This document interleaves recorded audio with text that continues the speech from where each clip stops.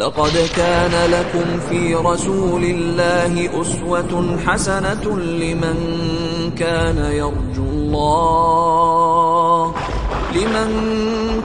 يرجو الله واليوم الآخر وذكر الله كثيرا.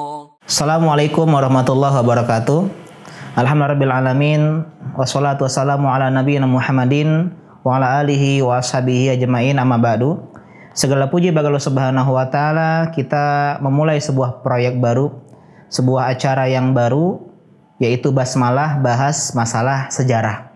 Yang di sini kita akan membahas sejarah Nabi Shallallahu alaihi wasallam. Ya, kenapa? Karena kita semua suka dengan yang namanya sejarah. Suka dengan kisah, suka dengan cerita, suka dengan hikayat. Karena itulah ya, semua orang suka yang namanya cerita, suka yang namanya kisah. Dari anak-anak hingga orang tua. Dari anak-anak mereka suka dengan film kartun misalnya, kemudian remaja suka anime, atau remaja putri suka drakor, drama Korea, atau mereka suka ke bioskop. Ini menunjukkan kepada kita semua bahwasanya orang-orang suka dengan yang namanya cerita. Bioskop-bioskop ramai. Bahkan orang-orang tua nonton sinetron. Ini menunjukkan kepada kita semua bahwasanya kisah, sejarah, cerita punya ketertarikan di hati sebagian atau sebagian besar orang-orang.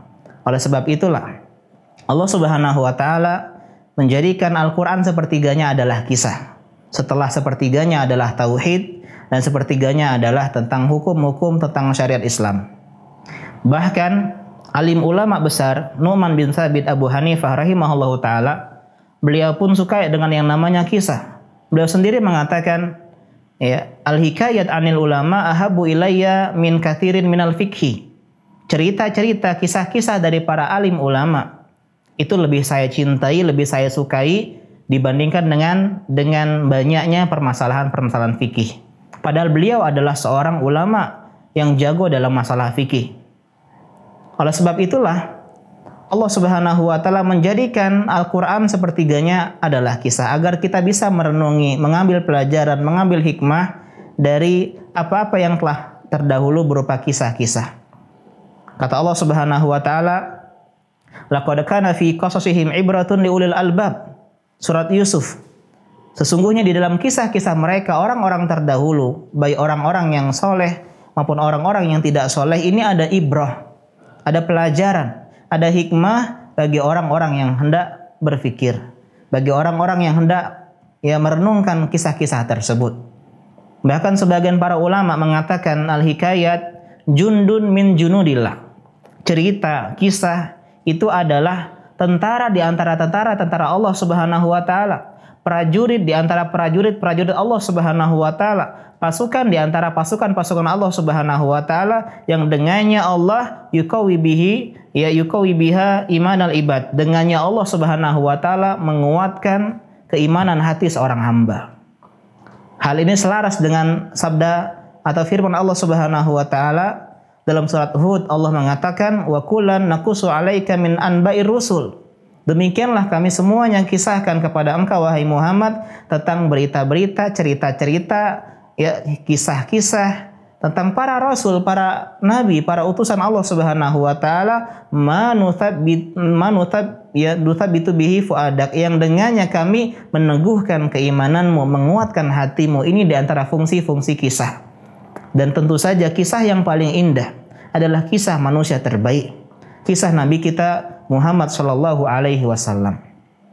Oleh sebab itulah pada kesempatan kali ini dan seterusnya kita akan berbicara tentang masalah sejarah Nabi Shallallahu alaihi wasallam, sejarah manusia terbaik yang pernah Allah ciptakan, yang berada di atas bumi, di bawah kolong langit, yaitu Nabi kita Muhammad Shallallahu alaihi wasallam. Mengapa kita penting belajar sejarah Nabi Shallallahu alaihi wasallam? Sekurang-kurangnya ada 5 minimal alasan kenapa kita harus belajar sejarah Nabi Shallallahu alaihi wasallam. Yang pertama adalah karena belajar sejarah Nabi Shallallahu alaihi wasallam adalah kewajiban kita sebagai seorang muslim. Nanti kita akan ditanya oleh malaikat Munkar dan Nakir di alam barzakh tentang fitnah kubur, tentang 3 pertanyaan. Man rabbuka, siapa Tuhanmu? Wa ma dinuka, dan apa agamamu? Wa man nabiyuka, dan siapa nabimu? Oleh sebab itulah kewajiban kita di dunia adalah berusaha mempelajari bagaimana cara menjawab 3 pertanyaan malaikat mungkar dan nakir. Kita belajar tentang mengenal Allah Subhanahu wa taala, ma'rifatullah dengan tauhid, dengan keimanan, mempelajari bagaimana Islam, rukun Islam yang 5, mempelajari bagaimana kita sholat, bagaimana kita membayar zakat, puasa, haji, dan juga yang terakhir adalah bagaimana kita mengenal Nabi kita Shallallahu Alaihi Wasallam. Karena inilah di antara hal yang harus kita pelajari. Banyak di antara kita mengenal biografi orang-orang ternama, tokoh-tokoh dunia, pemain sepak bola, artis papan atas di negeri kita, tapi kita nggak kenal dengan sejarah Nabi Shallallahu Alaihi Wasallam. Kita nggak kenal dengan bagaimana kisah beliau berdakwah, bagaimana keluarga beliau. Tentu ini adalah sebuah kekurangan kita sebagai seorang yang beragama Islam, yang memiliki Nabi Shallallahu Alaihi Wasallam sebagai nabi kita, panutan kita. Ini yang pertama. Yang kedua, di antara kewajiban dan pentingnya kita belajar sejarah Nabi Shallallahu Alaihi Wasallam, karena belajar sejarah Nabi ini merupakan sarana untuk meneladani Nabi Shallallahu Alaihi Wasallam. Karena kita diperintahkan untuk meneladani Nabi Shallallahu Alaihi Wasallam, menjadikan beliau sebagai figur kita, menjadikan beliau sebagai contoh kita, pribadi ideal yang bisa kita tiru maupun kita gugu maupun kita contoh. Karena itulah Allah mengatakan dalam surat Al-Ahzab, laqad kana fi Rasulillahi uswatun hasanah. Sesungguhnya di dalam diri Nabi Shallallahu Alaihi Wasallam terdapat uswatun hasanah, suri teladan yang baik, contoh yang indah, figur yang bisa kita ikuti dan kita teladani. Oleh sebab itulah hendaklah kita meneladani Nabi Shallallahu Alaihi Wasallam dari segala aspek kehidupan, dan itu tidak lain dan tidak mungkin ya kita pelajari kecuali dengan cara belajar sejarah Nabi Shallallahu Alaihi Wasallam. Kemudian selanjutnya adalah poin yang ketiga. Poin yang ketiga adalah belajar sejarah Nabi Shallallahu Alaihi Wasallam menjadi sarana wasilah kita untuk meningkatkan keimanan kita kepada Nabi Shallallahu Alaihi Wasallam serta cinta kita kepada Nabi Shallallahu Alaihi Wasallam. Kata orang, tak kenal maka tak sayang. Sehingga agar kita bisa menyayangi seseorang, bisa mencintai seseorang, maka hendaklah kita mengenalinya, mengetahui tentang karakternya, tentang kisahnya, tentang sejarahnya. Begitu juga mencintai Nabi Shallallahu Alaihi Wasallam, meningkatkan keimanan kita kepada Nabi Shallallahu Alaihi Wasallam, yang merupakan salah satu dari rukun iman yang 6. Beriman kepada Rasul, diantaranya adalah Nabi kita Shallallahu Alaihi Wasallam. Oleh sebab itulah Nabi mengatakan, la yu'minu ahadukum hatta akuna ahabba ilaihi min waladih wa walidih wa nasi ajma'in. Tidak sempurna iman kalian, iman kita semua, sampai menjadikan Nabi Shallallahu Alaihi Wasallam orang yang paling kita cintai dari segala manusia yang ada, dari putra putri kita, dari orang tua kita, dari ayah ibu kita, dari semua manusia, bahkan dari diri kita sendiri. Hadis riwayat Muslim. Oleh sebab itulah dengan belajar sejarah Nabi, sejatinya kita sedang memupuk kecintaan kita kepada Nabi Shallallahu Alaihi Wasallam, menumbuh kembangkan ya bunga cinta kita kepada Nabi Shallallahu Alaihi Wasallam, yang dengannya kita merawat cinta kita kepada beliau dengan sejarah dan kisah-kisah tentang beliau.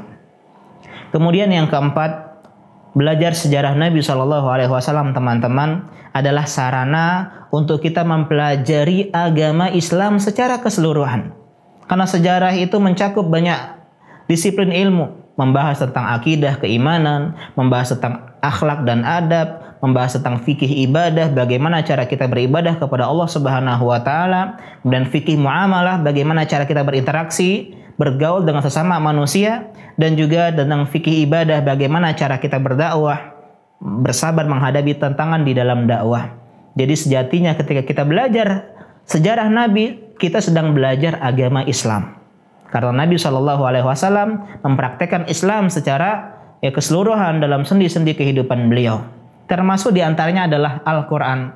Bagi kita yang ingin mendalami Al-Quran, memahami Al-Quran, belajar sejarah Nabi Shallallahu Alaihi Wasallam. Karena Aisyah radhiyallahu anha, Ummul Mukminin, ketika ditanya tentang akhlak Nabi Shallallahu Alaihi Wasallam, beliau menjawab, kana khuluquhul Quran. akhlak Nabi SAW adalah Al-Quran. Artinya, bagaimana cara kita melihat pengamalan Al-Quran? Lihat pada pribadi Nabi SAW. Dan yang terakhir, poin yang terakhir yang kelima, belajar sejarah Nabi SAW adalah sebuah jalan menuju kebahagiaan. Ingin memperoleh kebahagiaan sejati.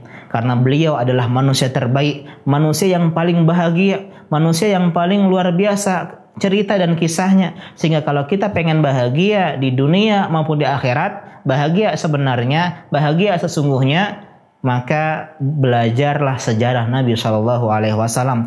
Tirulah bagaimana beliau menjalani kehidupan. Tirulah bagaimana beliau menapak tilasi jejak-jejak kehidupan beliau, sehingga kita pun bisa meraih kebahagiaan di dunia dan di akhirat yang sebenar-benarnya. Bukan kebahagiaan semu dengan hanya sukses dalam masalah beberapa materi dan aspek saja, tapi dalam segala sisi dunia dan akhirat. Demikian, semoga ini menginspirasi teman-teman semua, memotivasi teman-teman semua untuk semangat belajar sejarah Nabi SAW. Dan alhamdulillah di sini teman-teman kita Al-Madinah TV sudah membuat sebuah program Basmalah bahas masalah sejarah, dan semoga kita bisa semua mengambil manfaat dan faedah dari materi-materi yang kita akan bahas bersama pada episode selanjutnya. Demikian, wassalamualaikum warahmatullahi wabarakatuh.